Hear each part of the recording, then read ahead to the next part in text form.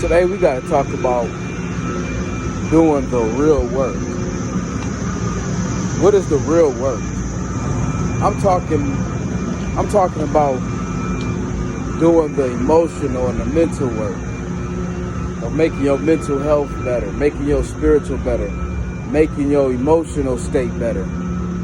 In today's age, what I've noticed is a lot of people project as if they did the work and they never really did it. That's why other people healing bothers them. So if you've really done some type of work, another person's healing should not bother you.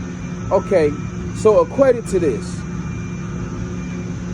real rich people are not, or wealthy people are not bothered by the next person coming up, because they know they lane, they know what they're creating, they know what they've created, solidify or solidifying to the point or to the place of where it's like, okay, kudos, or if I can reach out a helping hand and help you, here you go. So the thing is on a journey to self of healing,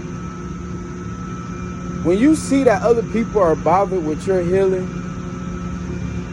you can pray for them, send them love and light and healing, because at the end of the day, they may be in a place of being stagnant and not even knowing how to heal, not even knowing how to start. The most daunting thing that I notice is it's hard for a person to look at themselves and see where they are messed up at.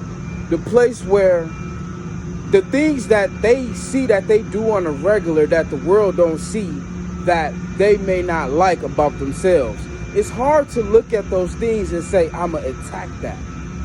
So here on this here video, I want to encourage somebody that you embrace everything about yourself to the point to where nothing can stop you on your journey to healing, your mental, your physical, your spiritual, and your emotional being. You cannot be there for another person if you ain't there for yourself. A lot of people are looking for love in this generation and hasn't even started with loving themselves. The crazy part about not loving yourself is you cannot even love your own children if you can't love yourself.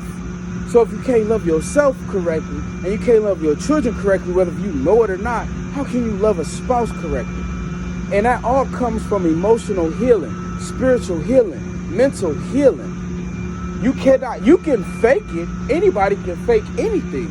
If you think back to, what's their name, Milli and Vanilli, and at some point they had a #1 hit, they were performing, and when it mattered the most, the track slipped and they seen that they were fake.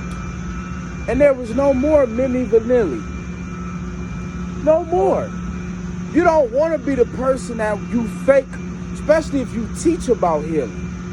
You don't want to be the person that fake about. Now, we all have bumps in the road. So we live in a very, I want to say, it may, for lack of better words, I want to say a judgmental generation. Where in this generation where they will judge the mess out of you for having bumps in the road and overcoming things. They will forget the road that you came from until you got to that bump. Because once you hit that bump, it's almost like they will forget everything that happened up to that point. And that's scarce. That's why you have to, when on the other side of those healing moments, because it's not all at once. It's precept upon precept. So each time you overcome something, you have confidence in yourself. So you have to get to a point of when you have confidence in yourself that even when you get to those daunting moments, because you've healed each step of the way, when you get to those moments where you hit some of those pinnacles that seem like bumps in the road, and it seems like as a teacher of healing, and you try to teach healing, and it seems like people forgot what you taught, or they started throwing boo, boo, tomato, tomato at you. You have to remember who you are. And if you forget who you are, you need to get back on your journey so you can remember who you are. Healing is essential. Shalom.